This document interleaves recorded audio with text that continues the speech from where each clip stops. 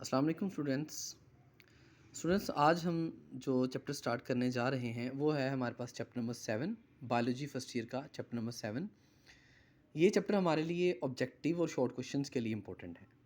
इस चैप्टर का नाम है किंगडम प्रोटिस्टा या फिर इसका दूसरा नाम है प्रोटोक्टिस्टा। इस किंगडम में लिविंग ऑर्गेनिजम्स जो शामिल हैं वो तमाम लिविंग ऑर्गेनिजम्स शामिल हैं जिनको हम कहते हैं कि ये एक्सक्लूजन, वर्ड एक्सक्लूजन से निकला है।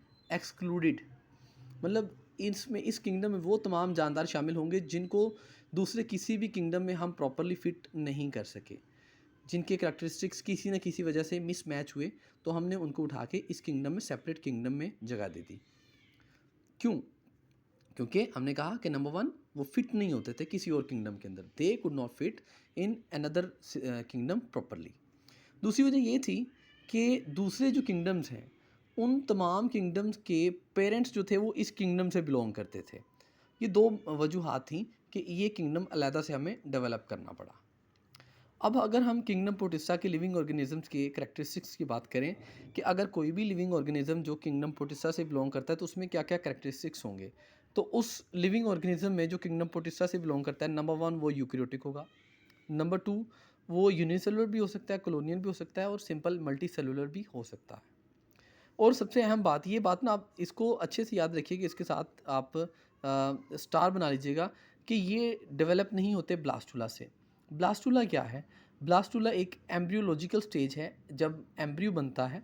ये आप सेकेंड ईयर में पढ़ेंगे इन डिटेल कि जब एम्ब्रियो बनता है तो उस दौरान जब ब्लास्टोसील कैविटी डेवलप होती है एम्ब्रियो के अंदर, तो तब हम उसको, उस स्ट्रक्चर को नाम देते हैं ब्लास्टुला।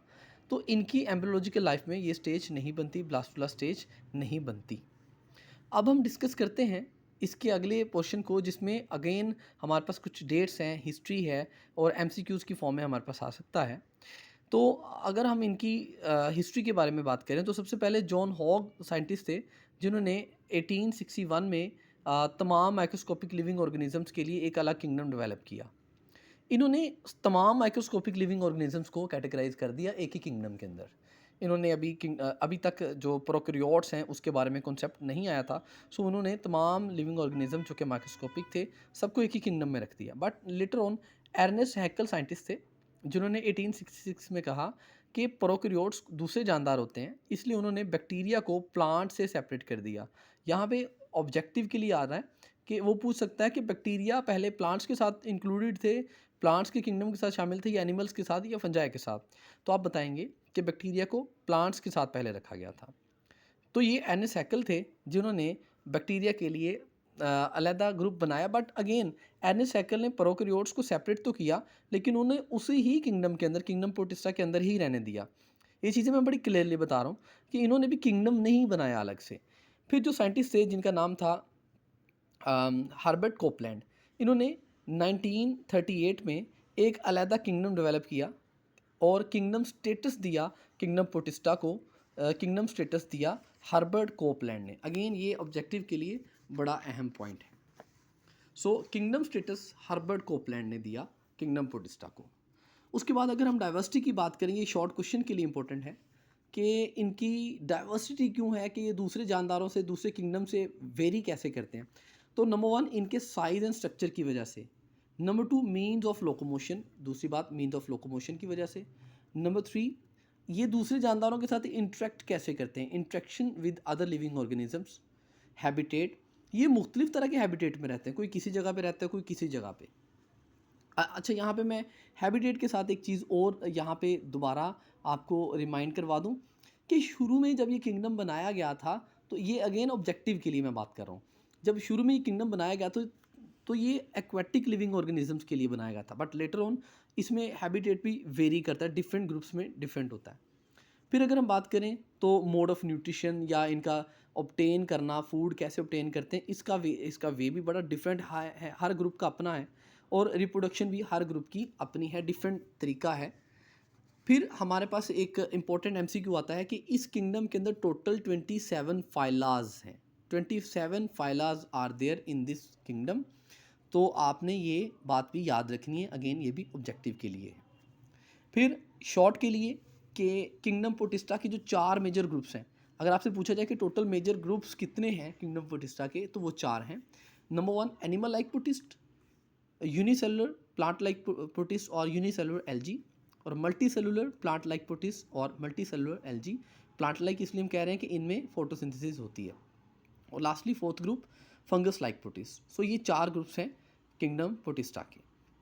फिर किंगडम प्रोटिस्टा के अगर हम बात करें सबसे पहले ग्रुप की, तो वो है प्रोटोजोन्स, एनिमल लाइक प्रोटिस्ट, जिनको हम प्रोटोजोन्स भी कहते हैं। प्रोटोजोन्स की हम डिटेल में बात करते हैं। सबसे पहले प्रोटोजोन्स और एनिमल लाइक प्रोटिस्ट। प्रोटोजोन्स के अंदर जो सबसे पहला ग्रुप आता है हमारे पास, वो आता है अमीबाज का। देखिए एक वर्ड है अमीबा, मतलब एक अमीबा हम यहाँ पे बात नहीं कर रहे हैं, ये ग्रुप का नाम है अमीबाज। इसके अंदर अमीबा आता है, एंट अमीबा आता है, ये इसकी एग्जांपल्स हैं, इस ग्रुप के मेंबर्स की एग्जांपल्स हैं। इनमें जो अगर कैरेक्टरिस्टिक्स की बात की जाए तो नंबर 1 हम कहते हैं कि they don't have any specific shape, इनकी कोई स्पेसिफिक शेप नहीं होती। दूसरी बात, ये मूवमेंट के लिए भी इनमें कोई स्पेसिफिक स्ट्रक्चर नहीं होता, सीलिया फ्लेजेला वगैरह वगैरह इनमें मौजूद नहीं होता। ये सूडोपोडिया बनाते हैं। सूडोपोडिया क्या है? साइटोप्लाज्मिक एक्सटेंशंस हैं, सेल मेम्ब्रेन की एक्सटेंशन है टुवर्ड्स, लाइक अगर यहाँ पे न्यूट्रिएंट पड़ा हुआ है तो ये अपनी सेल मेम्ब्रेन को उस तरफ एलोंगेट करेंगे और इस स्ट्रक्चर को ओवरऑल हम नाम देंगे सूडोपोडिया। सूडोपोडिया के थ्रू ही ये जो अमीबा हैं ये मूव करते हैं। लास्टली हमारे पास जो इसकी इसमें डिजीज़ जो आ जाती है, जो अमीबाज कॉज करते हैं, सबसे कॉमन डिजीज़ जो है वो अमीबिक डायसेंट्री है। अमीबिक डायसेंट्री अगर हम बात करें डायसेंट्री की, तो ये ऐसे पेचिश हैं, ऐसा डायरिया है जिसमें ब्लीडिंग होना शुरू हो जाती है। 3 to 4 डेज से ज़्यादा अगर हो जाए डायरिया को, जिसमें ब्लीडिंग आना शुरू हो जाए विद फीसिस, तो हम उसको डायसेंट्री का नाम देते हैं। सो इसको कॉज करता है एंटमीबा हिस्टोलिटिका। एंटमीबा हिस्टोलिटिका इसको कॉज करता है। फिर हमारे पास आ जाता है जॉइंट अमीबा। ये अगेन शॉर्ट के लिए एमसीक्यूज के लिए पूछा जाता है, तो उसका नाम है पीलोमिक्सा पेलेस्ट्रीज। ये जॉइंट अमीबा उन बैक्टीरियाज को खाता है, उन बैक्टीरियाज पे फीड करता है जो कि मड के अंदर मिथेनोजेनिक बैक्टीरिया पाए जाते हैं, मीथेन पैदा करने वाले बैक्टीरिया जो कि मड में पाए जाते हैं। ये कीचड़ वाली जगह में जब भी पानी खड़ा हो तो ऊपर बबल्स बन रहे होते हैं, तो वो इन मिथेनोजेनिक बैक्टीरियाज की वजह से ही बनते हैं। फिर इसका हमारे पास सेकेंड ग्रुप है जू फ्लैजिलेट्स। जू मीन्स एनिमल्स, एनिमल्स की तरह के लिविंग ऑर्गेनिजम्स अगेन, जिनमें फ्लैजिला होता है। फ्लैजिलेट्स जिनकी बॉडी में, अगर इनकी बॉडी को अगर हम देखें तो ओवरऑल इनकी पूरी बॉडी के अंदर एक बड़ा फ्लैजिला होता है, लाइक दिस, ये फ्लैजिला है। तो इनको इसीलिए इस फ्लैजिला की प्रेजेंस की वजह से फ्लैजिलेट्स कहा जाता है। ये जो फ्लैजिलेट्स हैं ये 3 मेजर फॉर्म्स में हमारे पास मौजूद होते हैं। Number 1 free living, number 2 symbiotic, number 3 parasitic. हम सबसे पहले सिम्बियोटिक की एग्जांपल ले लेते हैं। सिम्बियोटिक से मुराद ऐसे लिविंग ऑर्गेनिज्म, ऐसा ग्रुप जिसमें 2 जानदार, 2 डिफरेंट स्पीशीज़ के जानदार इकट्ठे पाए जाते हों और दोनों एक दूसरे को फ़ायदा पहुँचाएँ।